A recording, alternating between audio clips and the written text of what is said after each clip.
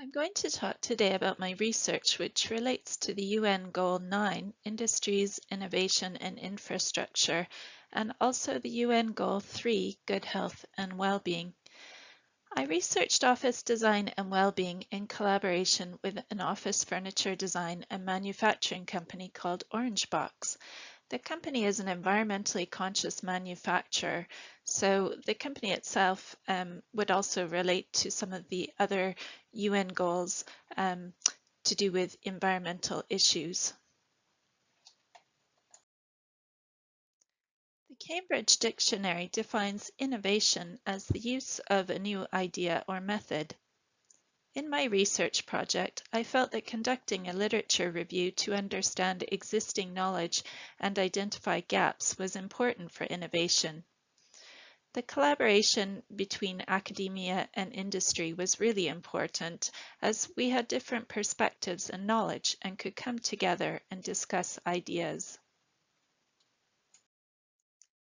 Our research was investigating the relationship between well-being and office design and whether well-being would increase when the office environment was improved. Initially, I conducted a literature review. This was important to establish existing knowledge and identify any gaps. Following on from this, we conducted an online questionnaire study to look at the relationship between well-being and office design when other well-being predictors were included. In the literature review, I found that most studies look at a bivariate relationship between well-being and office design, but don't include other predictors of well-being.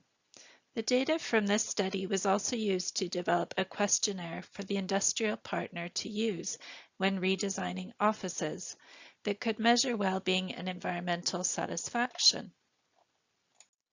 We then conducted an office design longitudinal study over a one-year period.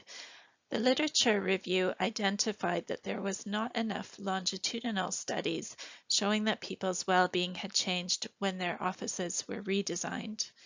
We measured employees' well-being before an office redesign, 1 month after, and 9 months after. We used questionnaires and interviews, so we're able to gather qualitative data about how employees felt their offices affected their well-being. After this, we did a more focused office intervention using work booths. 1 week, participants were able to use a work booth, and then the next week they did not have access to a work booth. We asked them to complete daily questionnaires measuring well-being, productivity, and environmental satisfaction. We used work booths in this study because the previous study had showed that noise and distractions was a major issue both for well-being and productivity. The idea was that having access to a work booth as a quiet place to work might improve participants' well-being and productivity. We found that environmental satisfaction was associated with well-being even when other predictors were included, for example, job demands, job control, and support from colleagues.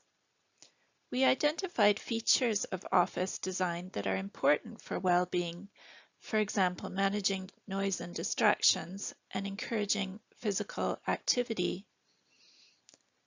We also learned that there are other factors to consider when designing offices for well-being. For example, office etiquette.